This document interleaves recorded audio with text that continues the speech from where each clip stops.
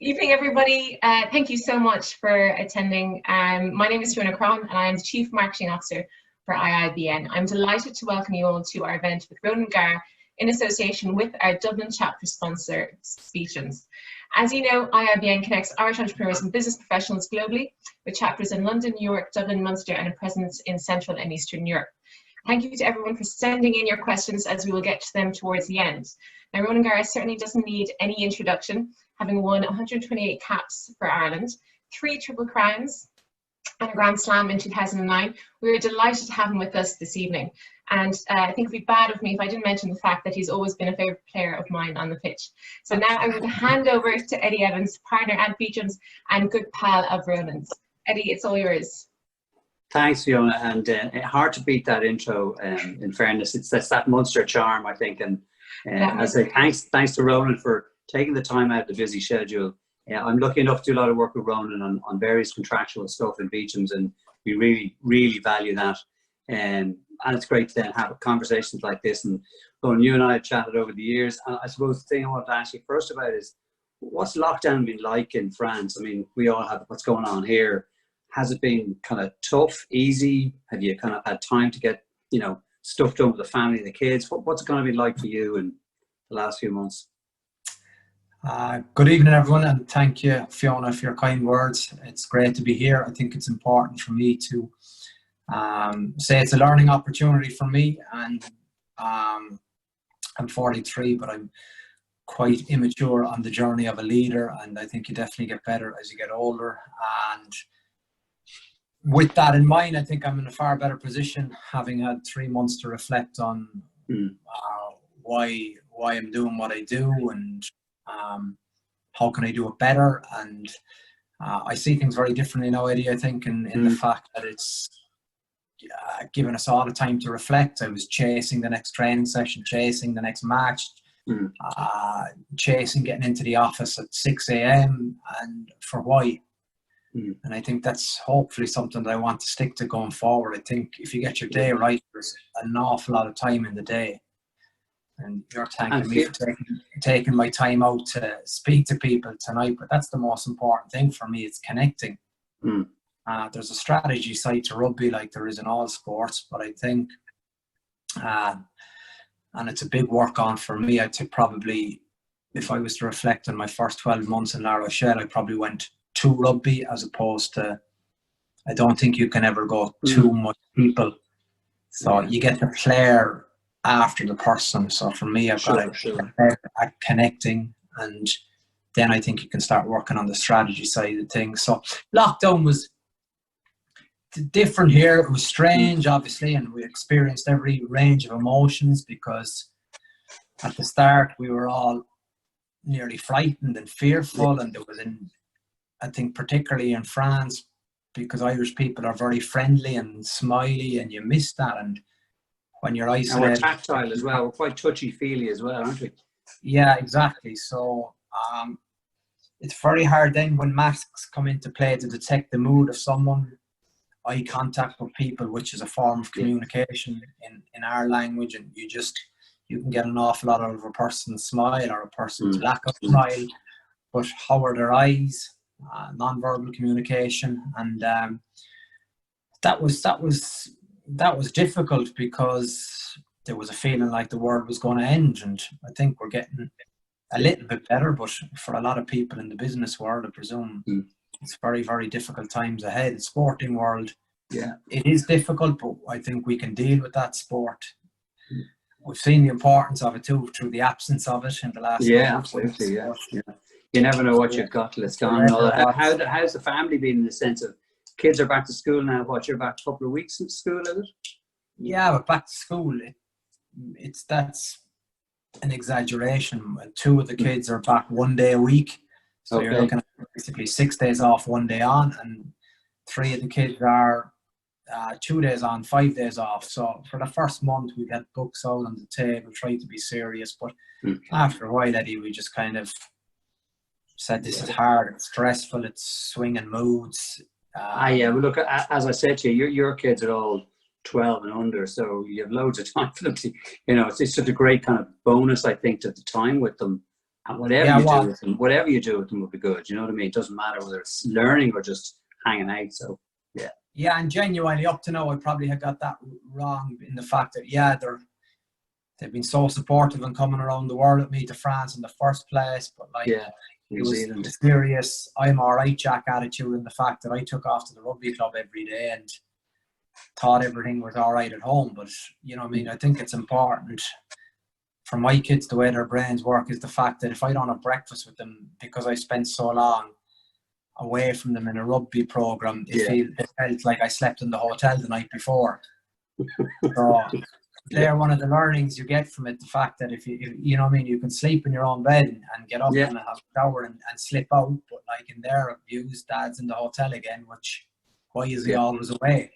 And I think maybe it's an age thing, but that kind of hits you after a while. And it definitely I take it you've enjoyed the last 3 months then with them, in the sense of being around them and stuff. I know it's challenging and they're young and they're demanding attention, but I take it you and Jess have kind of really enjoyed that.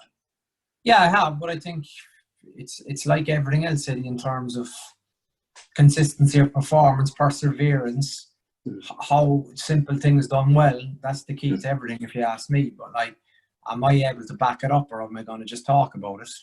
I mean, if I thought within 10 days, because I'm under the pump at work, am I going back into my old habits? Which I said no. So let's see where my commitment is to myself in that regard and to what I said, because this is the one time that I can actually believe in the change if I want it. Otherwise, we're not true to our word. And I think work, from my perspective and probably yours, work has changed and changing a bit too. So there's probably a readiness in a work sense to accept that sort of change, where people do things a bit differently. I think we've all questioned, you know, the end of the world stuff, and everyone's kind of questioned lots of things. So you're right, it's a good time for doing that. I mean, have work been supportive? What's the kind of relationship there in the 3 months? Have you guys been kind of, you know, zooming in, lots of different calls of players? How's that worked out for you? What's that been for? No, I think initially it was literally no one knew where anything was at. And the prospect of running out of money, I think, hit the club quite early. So and the initial energy was meetings about the sponsors, more importantly, because La Rochelle is based on really loyal supporters, but hundreds of supporters at different levels, and that's what keeps the club afloat. So the big thing in our club's head is, can you get the sponsors on board for the oncoming years, and will the games be played with a public or not? Because every home game to La Rochelle is worth about €1 million, so it's substantial. So I think they can take the hit for maybe a few weeks, but if it's 6 months, it's gloomy for everyone. So that in the initial few weeks, it was kind of more, the language was probably keeping the club alive, which is, you know, that players don't think like that, because I was a player. It's how can I get better? But the bigger picture is this is why I suppose it's an opportunity for everyone to examine their club's infrastructure and their club's business model, and is it sustainable? So if there's good lessons to come out of that, then that could be something that would be a big positive for the game of rugby. And did you insulate the players from that? Are you kind of a buffer for them, you know, as kind of head coach? Are you kind of running a bit of interference for them, and you know they don't have to worry? They're probably a bit worried, or is that not the kind of way it's played out? You've been kind of running, as I say, a bit of interference, heading off issues for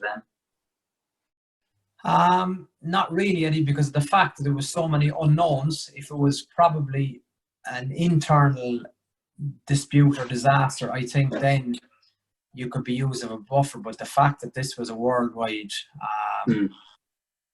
scenario, and reports come out of New Zealand and Australia, and the dramatic over there, it was like, whoa, this is actually very, very serious, and it's going to have massive consequences. And obviously the Irish model is very strong in the union, but initially there was pay deferrals that became pay cuts. So and it wasn't unanimous across the top 14 clubs, so every club was kind of scrapping for itself and scrapping for for sponsors and to see what the lay of the land was and how much COVID had affected all the major sponsors. So, no, I think that's probably something that will be needed in the initial 2 months when we do get back, about how you're going to deal with that and how much of an impact it has. But it depends what your motives for playing the game are. Some people are hugely financially driven, other people aren't, and you respect both sides of it. But it's important that you kind of,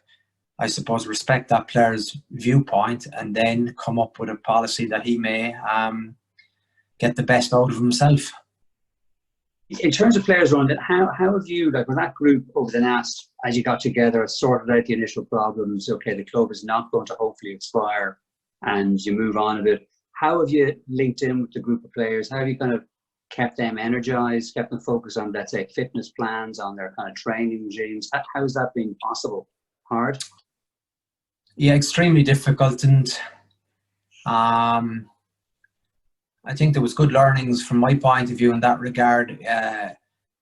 We've been going well all season domestically. The European Cup was Exeter. They were too good for us, but we put in good shows in Glasgow and Sale. But domestically, we were going well. We were in third place in our last game, going up to Racing, but that was game 13 of a block of 13. And we absolutely exploded. Injuries and the performance on the pitch wasn't good enough, which meant it was a week too much for us. Okay. And that's the last feeling we have, which isn't a great feeling. But initially, the first 3 weeks, it was a good message for me that I kind of nearly burnt out. So I hadn't managed my energy as best as I could have. I nearly slept, Eddie, for a lot of it. 10 hours the first week, 9 hours the second week, 8 hours the third week, and then kind of got a little bit of the hunger back. But I needed to probably get away from rugby, which is a very strange thing to do. And I reflected on it with the length of the season in France. I felt there was a good opportunity actually for me to get away from the players. Yeah, sure. There was other issues that were more important. We weren't going to be back at that stage, definitely not in the 6 weeks. So there's very little you can do. I think there was text messages. The club had organised all the fitness gears, and then the manager and the CEO and the president and the strength and conditioning staff took over. But from a head coach's point of view, or the directors of rugby's point of view, a lot of it was initially looking at what's going on in the bigger picture of the club. But also, you have to be very, very aware of the feelings of your players, and they all react differently. And some people struggle with it. Other people have really been reinvigorated by the time off, and other people have regressed. But that's normal, I think, in a group of 50 plus. Yeah, no, I think you're right. In any kind of group, and work is the same. You know, in these sort of situations, everyone reacts differently, and it's kind of interesting to me that what you see is, you know, some people get very quickly comfortable with the whole medium of Zoom calls and connectivity over the internet and connectivity and phone calls. I'm, as you know, kind of people person, and I kind of really miss that social contact in terms of the physical contact. I'm sure it must be dreadfully hard for rugby players and coaches like yourself who are completely brought up on that physical social interaction, physical contact and training, being there. Must be very hard mentally to kind of adjust that that's gone, lads. Sorry, we're not doing that now. Yeah, it is, and I don't think we've reached the peak of that. I think it's going to get worse in the fact, because like a lot of it obviously is making a guy feel welcome. The new recruits into a building, you can't shake his hand really, although I think over here there's been a vast improvement, I think, in terms of getting on with it. It was very, very distant, and social distancing was very, very much really, really respected. Now I think it's been good in the fact that you can potentially have a fist pump or you can have a handshake, but then you can get hand gel. So it's very, I think, getting to that stages of obviously of hugging a guy or that's off. But I think it's important for a handshake means more than a handshake in rugby, and I think that's very, very important to stress, because I think you can judge an awful lot from a person's handshake. But also the history of rugby, where each team kind of shakes hands with the other in public on the field. You know, whatever we've done to each other on the field, that's all behind us now. We shake hands, we clap each other off the field. You know, all that kind of connectivity is there physically. Hard if that's taken out, and I guess the rugby players will have that when they go back, because they'll probably cocoon, or at least, you know, be isolated enough that they'll be able to do that. But I just, in a kind of a work context, and certainly, you know, you deal with a lot of corporate sponsors. You work with, you know, big names from, you know, Communicore, Virgin Media, Softco, ourselves, etc., PwC. You know, it's going to be a very different world in terms of actually socializing and networking. That's going to be quite hard to do. We're going to have to work really hard at it. And I just wonder, in sport, you know, the challenge for you guys is playing before empty stadium, you know, where there's no actual feedback from a crowd or anything like that. Is that something that concerns you? You're thinking, God, what's it going to be like playing? We're like training games all the time. Does that kind of feel odd?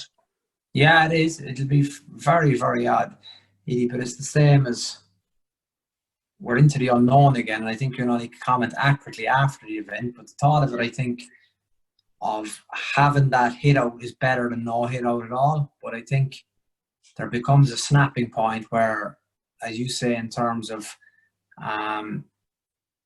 you know, people not connecting with each other or not engaging with people, it disturbs people mentally. So yeah, I think we can all sacrifice, but there's a sacrifice to a point where we all need a carrot to kind of have something to look forward to. And sport, business, that is very, very important. If you take that away from people's lives, I think it'll ask an awful lot of questions and create an awful lot of problems for society, is my opinion on that, because it's, you have to, you know, I mean, the economy is shattered at the minute. I think you have to try and get some bit of enjoyment. Yeah, exactly. And engagement back, and that capacity to meet. Otherwise, the I suppose after the peak of the virus, the first 3 months were a horrible existence, really, in that regard, in the fact that obviously it was brilliant family time, but you need to have that. There's something burning inside me that wants to be tested as a competitor in rugby. So I have to, even if you don't get the result you want, you need to taste that either great feeling of euphoria, or else just that absolute sick feeling in your stomach where you don't want to see people for 3 or 4 days. Yeah, afterwards. And what, like, when you look around out in the world, are you inspired by any particular leaders out there who, you know, you kind of look at, you know, from one end to the other, there's bad and there's good? And, you know, French politicians, I don't know how they've handled it. Irish politicians, we'd have a view on, you know, our badass Taoiseach and all that kind of good stuff. You know, and in fairness, different guys have stepped up. Anybody that stands out for you, or any things out there you've kind of said, look, I think that guy was good, he was honest, he was whatever. Does that kind of cross your radar at all? Yeah, it did, yeah. And I haven't spent time in New Zealand. I think the standout for me was just in the Arden, and the fact that I obviously know that there's, as Jess said to me, well, they're not really near anybody, so they had a big chance of being successful, and they did milk it, and they lapped it up, and then 2 British ladies came in and upset their apple cart. So it's I think she is and was, when I was there, an impressive communicator. She had presence, and I think they did a fantastic job, and they're very like the Irish people too. I think they have a dry sense of humour, and she impressed. Yeah, and I think you hit the nail on the head there. I think communicator, like, you, in this kind of current climate, communications are just everything, you know, because people are remote, they are at home, they are socially distanced, they're not in the workplace picking up all those subtle communications. And we're certainly finding in a work context, we have to work a lot harder at communicating.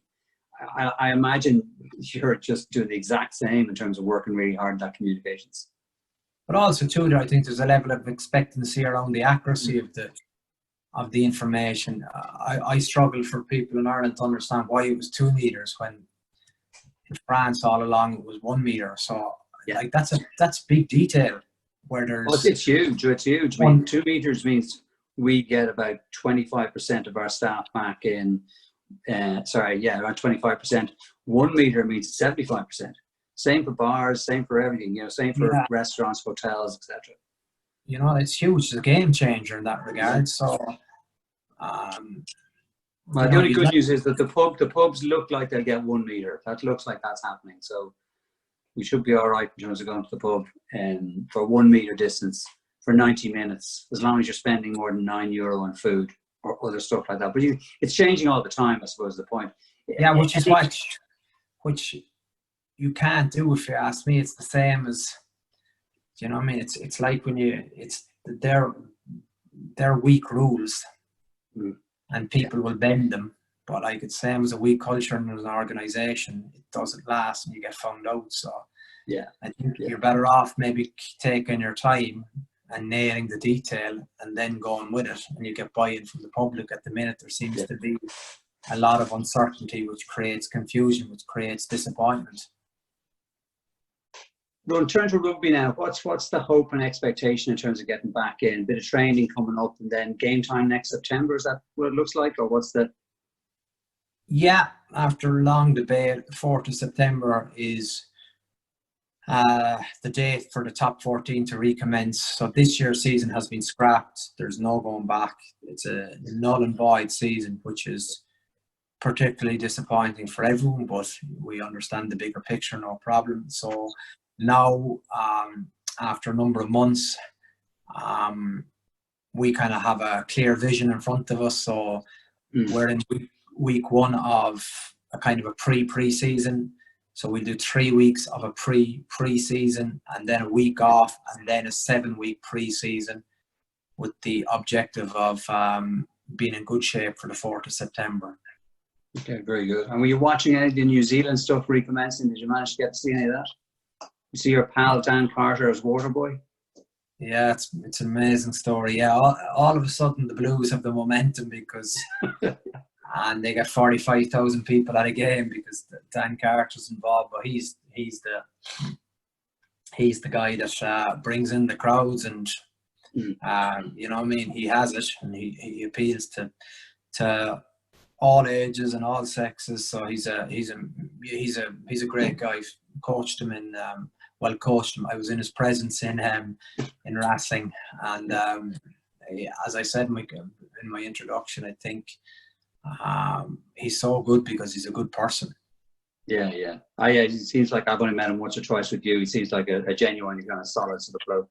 Absolutely, it's scary to think really he's like a Messi or Ronaldo of the soccer world. That's him in the rugby world, but no, great company, as you know, and enjoys a pint of the black stuff as well. Yeah. Don't we all? I mean, hopefully get back there. I mean, I think that the thing of the sport bit is, when you see New Zealand back playing before maybe 45,000, etc., and you see those crowds, you kind of realise what we're missing here. And I think you hit the nail on the head about, all the things that we enjoy in life, sport being a big part of it, and being kind of taken away by this thing. So they kind of, I guess the only positive in that is it makes you appreciate it a bit more. And when it comes back, I think we'll appreciate it a bit more.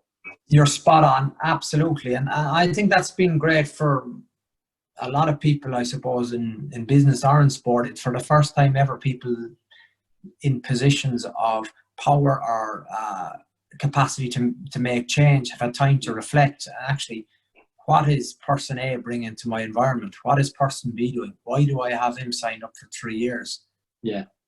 The machine was just too fast running that everyone was all consumed with it. Everyone was on flights from Ireland to France and back and chasing the next training session, and people were chasing the next deal. But now, bang, wallop, like something like this has never stopped us like this. But it's been a good chance if you get the right messages to be better when you come back. But the big message for all of us is probably the occasion of sport and how much the result is important for the people that are in sport, but for 90% of the people that are supporters of it, they need a distraction in their life. They need a day out. They need something to look forward to. And we were spoiled, with the choice of sport we have. And I just remember, I never, you know me, I never got as many texts about people, well, the Australian Rugby League is starting next week. Yeah. You know, Yeah. so, Did you watch? I didn't watch any. My son did a little bit of the Premiership starting up, and again when the Bundesliga started up, it was record crowds on TV watching it. Now it's tailed off a bit, but I think it just shows you the hunger for some, you know, let's say positive distractions. And I think you're right. The other thing I've seen is, and like you're wearing a nice T-shirt from the Arc and Cancer Sport. I've seen a lot of people doing a lot of, you know, really good things for needy places and people and charities. I think that's the other thing people focus a little bit more on now. And, you know, we do work, as you know, in Beecham's, we work with Leinster Rugby, dare I say it. But like those guys did a lot of stuff. You know, there was campaigns around raising funds for good charities because they have time on their hands. So I think a lot of that has made people reflect on, you know, that there is that kind of other side of life that we need to have a little bit more time for, rather than, as you say, catching the next thing, the next deal, the next transaction, the next training session. You got to carve out a little bit for those other areas. I think that's certainly it's coming back to me from our employees and people in work, and I think you're saying the same thing.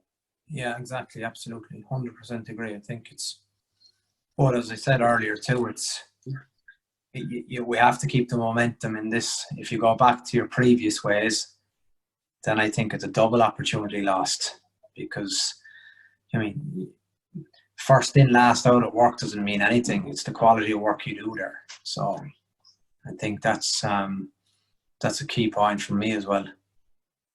So Ronan, last couple of thoughts. So I'm going to ask you, you know, a few stupid questions, and then I think Fiona might ask you one or two questions as well, because I know other IIBN members have been sending in some questions today. So in a few minutes, I'm going to hand over to Fiona.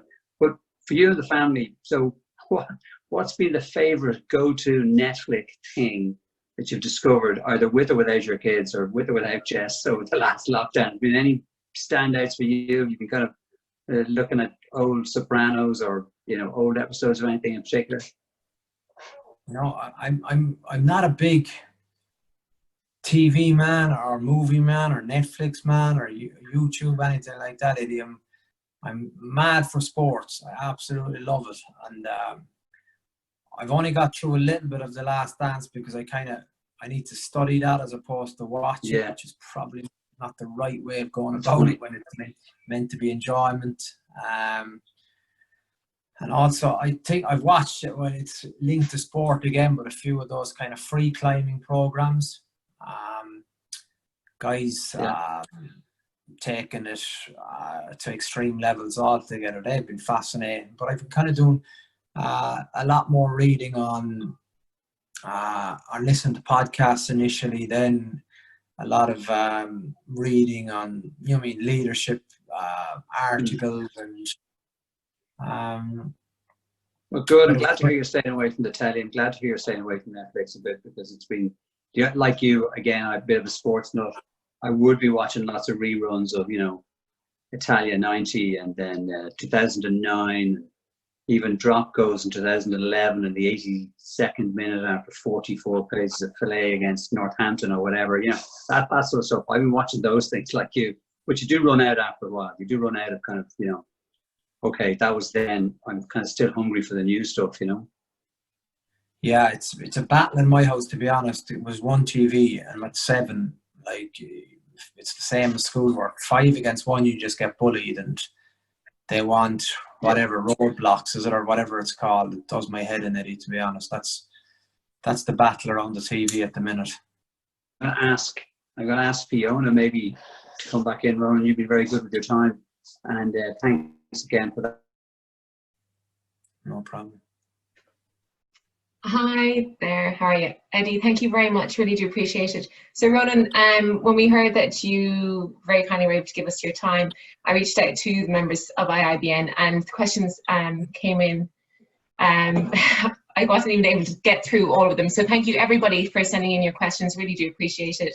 So first off, we have Catherine Kavanagh from FTS Russell, and Catherine's question is, what does the short-term view look like for professional rugby in the Northern Hemisphere? And also, can you comment maybe on what the Lions 2021 tour might look like? Geez, she's getting 2 questions for the price of 1. I like it. Yeah.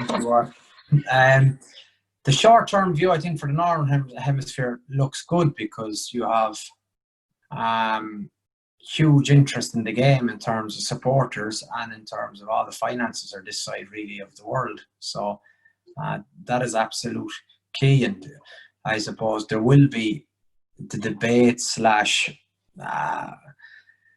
confrontation over the English and the French domestic leagues because they're so long established and so much part of their history that they'll be very slow to budge on that. But I think there is an opportunity to perhaps harmonise both seasons. But I think the idea of playing rugby in the middle of summer, I don't think it appeals too much to me personally. I don't think it's a great idea, and I'd like to keep probably the Six Nations where it is. But I think there is definitely 4 months that you could do something with potentially and change it around a bit. But what people over this side of the world maybe don't appreciate is how many supporters love the game of rugby. There's a massive demand to go see games. I was completely stunned in New Zealand by, I suppose, the lack of public that go to Super Rugby. And you go to South Africa, you go to Australia, the game, it's not really on the radar, rugby union in those countries for what it is in Europe and the strength of the attendances you get at European games.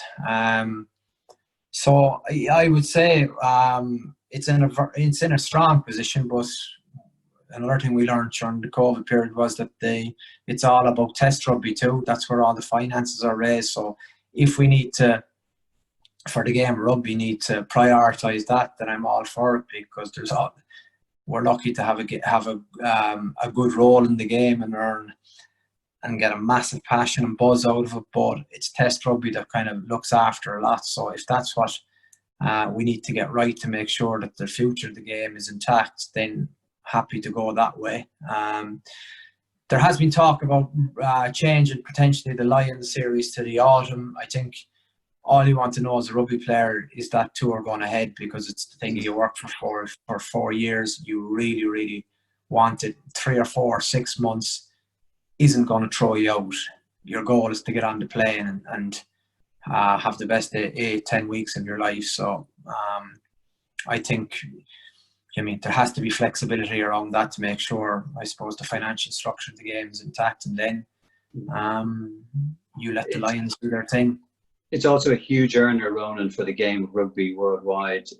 So I think, there'll be a huge imperative there from a business perspective to get something going that happens, because the Lions is probably besides the World Cup, it's the most lucrative for, the rugby, the home nations involved in it.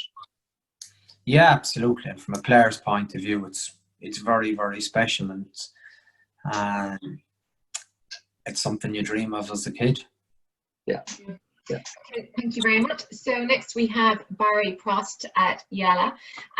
Barry asks, in the context of the uncertainty and change around today's working environment, there's a lot of emphasis on companies to build resilient employees. Do you think resilience is something you can coach? And how can you teach your players to become more resilient?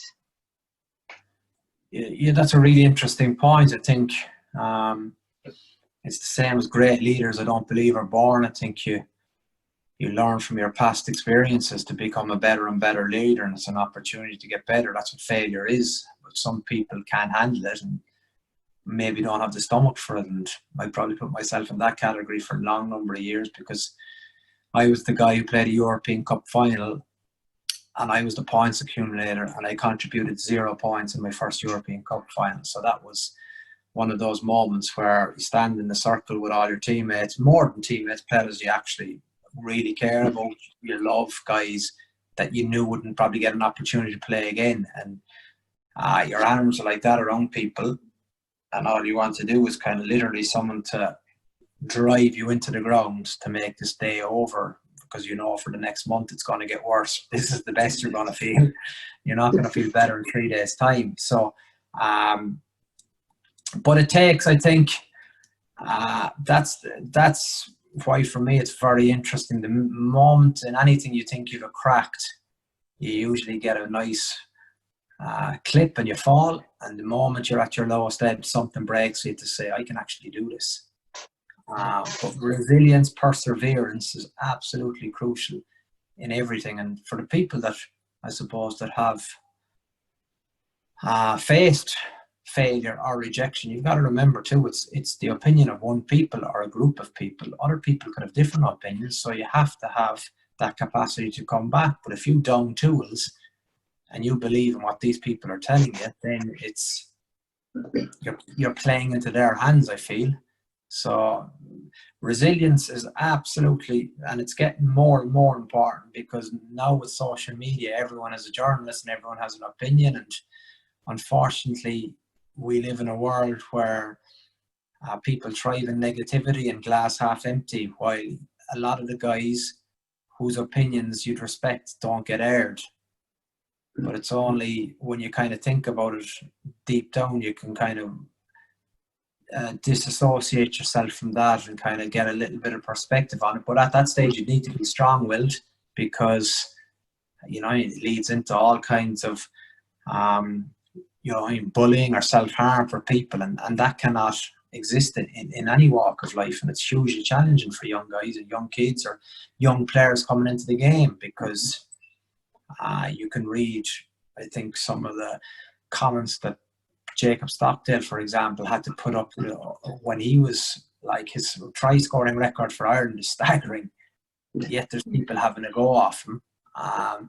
Personally, you have a go off him about rugby potentially on the pitch, but try to be constructive at worst, and the guy could actually maybe take on board. But like, it's very, very dangerous, that territory. So what was the second part of your question, sorry? No, that was it. It was just about how do you go about training players to become more resilient? I think the most important thing actually it's the same as, for me, a great thing for me, Fiona, was the fact that you don't get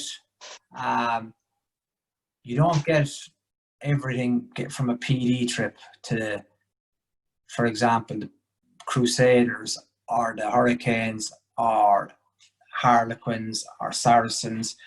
You need to go there and taste yourself and live the experience. And for me, I was brought up in here where the All Blacks were, some coaches made them out to me, well, these guys nearly have 4 arms and 4 legs and they're unbelievable rugby players, but they're really good rugby players, but as we've seen, they can be beaten. So it depends what mindset you carry into it. But I think the most important thing for people to get better at anything is experience in it. And that's what experience is. It's putting yourself in the same situation, but getting a better outcome the next time. Mm-hmm. So we all have, me being the first, we all have the right to miss a kick at goal on the 15-metre line on the 22. But what resilience is, I've missed my kick, my next one, I'm backing myself through my routine, through my mental preparation, that I have the kind of fortitude to convince myself even before the kick that I'll kick this one, because I've learned from what I've done wrong the first time. But I think what distinguishes good from great is your capacity to repeat that with consistency. But you have to take into account what age profile you're dealing with as well. You get better with age in a lot of sports, and the better leaders are probably a lot more experienced and a lot older than I am. Okay, and just a question, actually we have a question that's come in on kicking as well, but before we get to that, just want to ask you about when you found out that you were going to become kicking coach to Dan Carter of all people. Was there ever a moment of doubt in you, even though the wealth of experience and talent that you had? Did you ever doubt? It's just funny because that isn't correct, and I would never sign up for that, because it's Which bizarre. part is correct? The kicking coach to Dan Carter. If anyone who probably understands me, I love to help kickers, but I'd have a concentration span of about 5 minutes with them. It just doesn't float my boat. I have zero interest. I'm so selfish. I have to be the guy kicking it. But in fact, of doing reps and getting out with a guy and kicking with them, yeah, now 7 years later, I still do it on a Wednesday because I get a little bit of enjoyment out of it. But if that was to be my full-time job, I could think of nothing worse. It just doesn't appeal to me one bit. So there was talk of going to Racing Metro as kicking coach for Johnny Sexton. No, it's the one thing I'd avoid in life is a goal kicking coach. And just I love the kind of connecting with people and getting the best out of a team. That individual's skill specific role, zero interest. Sorry to put a pin in the balloon. No, not at all. But you did end up coaching him, didn't you? Well, coaching in terms of like, no, I think, see, that's like, no. It's important, I stress, I did repetitions with him. Okay. I was another eye for him. Mm-hmm. I got the balls back for him. But that would be for other kickers. I think with respect for anyone who has reached a certain stage or a certain level, Dan was fine-tuning at that stage. He, like me, once you kind of probably get to over a certain amount of years in that role, you understand nearly what you're doing. It's just good to have another pair of eyes on you. Sometimes you might be lifting your head too quickly. If you're tired, you might be falling off the ball. But in terms of being his kicking coach, it's brilliant.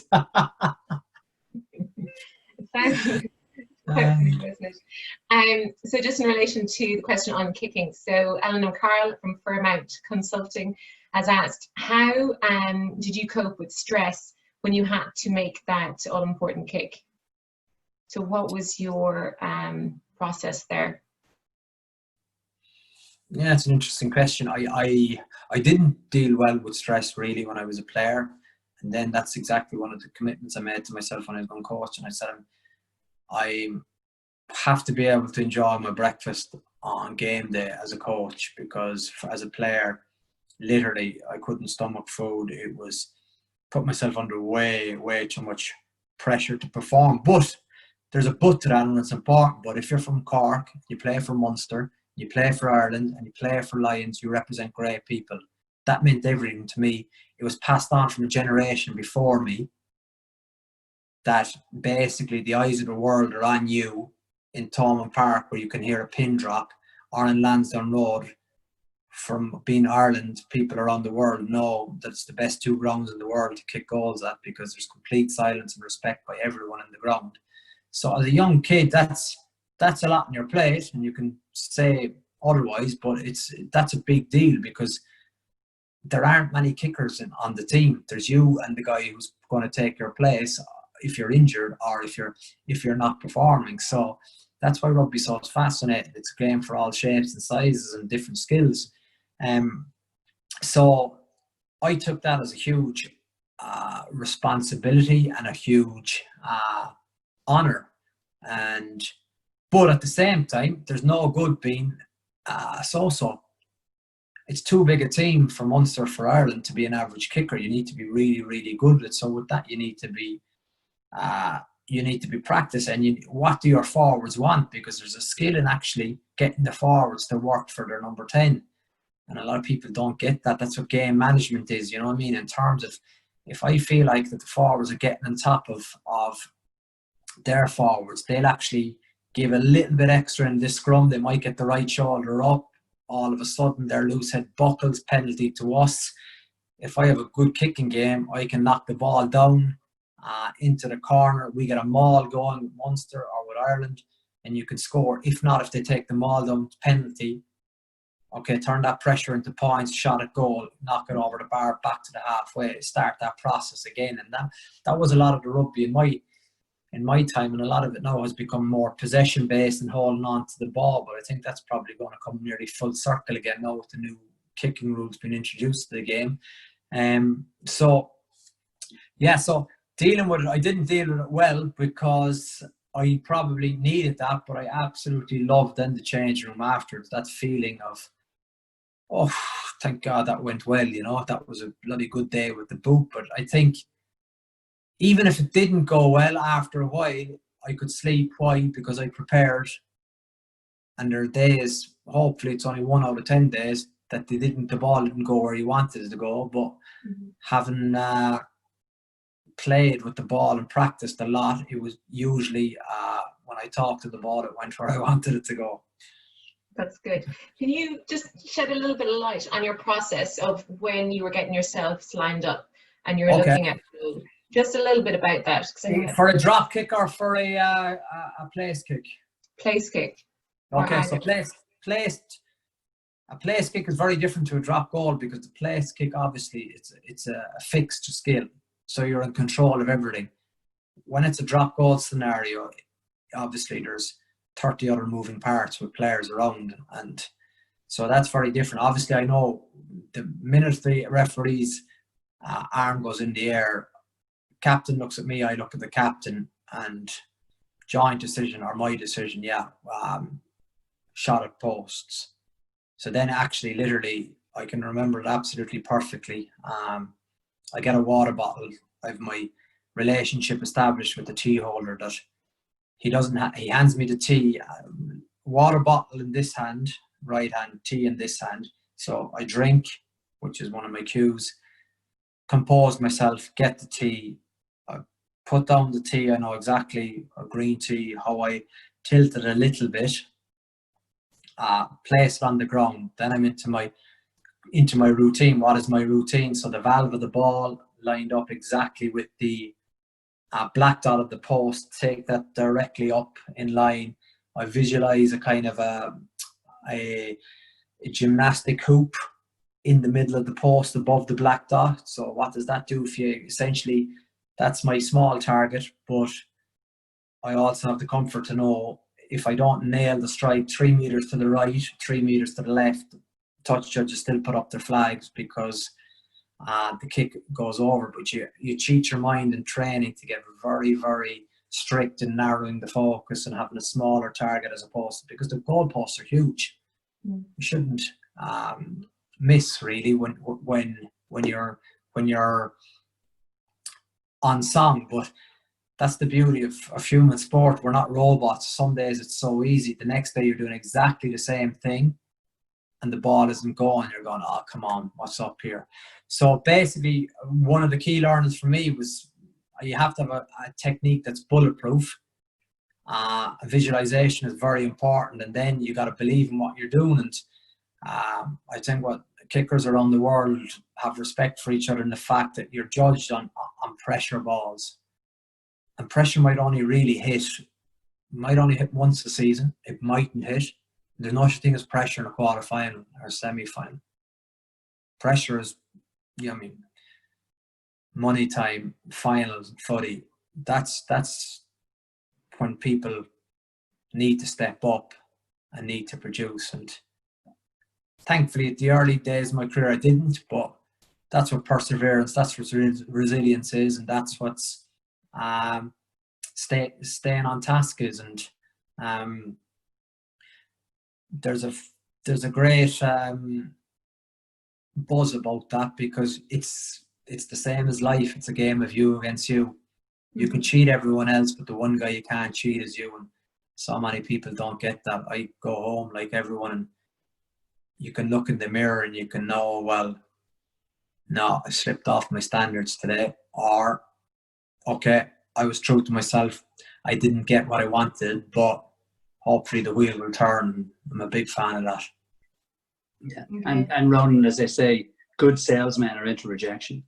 So you got to keep doing it again and doing it again and doing it again, even though it mightn't work out. I think that's the perseverance, resilience bit that you had to go through, in the knowledge that you may miss a few. It may be a pressure kick, but you keep going. I think that's perseverance and resilience to me. Well, exactly, but also it